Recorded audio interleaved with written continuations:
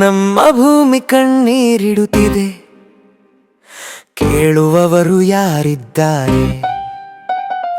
ನಾವು ಮಾಡಿದ ತಪ್ಪುಗಳನ್ನು ಸರಿಪಡಿಸುವವರಿದ್ದಾರೆ.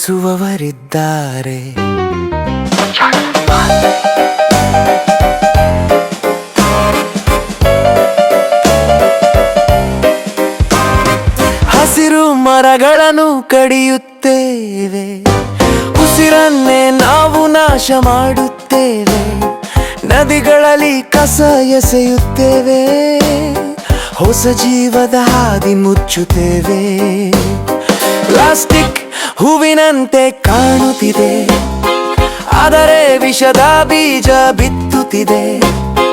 ನಾಳೆಯ ಮಕ್ಕಳು ಕೇಳುವರು, ನಮ್ಮ ಭೂಮಿ ಏಕೆ ಅಳುತ್ತಿದೆ? ನಮ್ಮ ಭೂಮಿ ಕಣ್ಣೀರಿಡುತ್ತಿದೆ, ಕೇಳುವವರು ಯಾರಿದ್ದಾರೆ?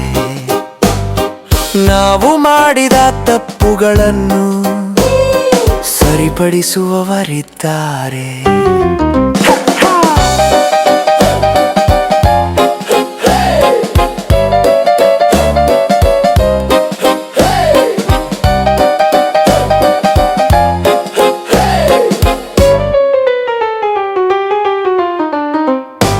ಗಾಳಿ ಕೂಡ ಈಗ ಕಲುಷಿತ, ಉಸಿರಾಡೋದು ಕಷ್ಟವಾಗುತ್ತಿದೆ.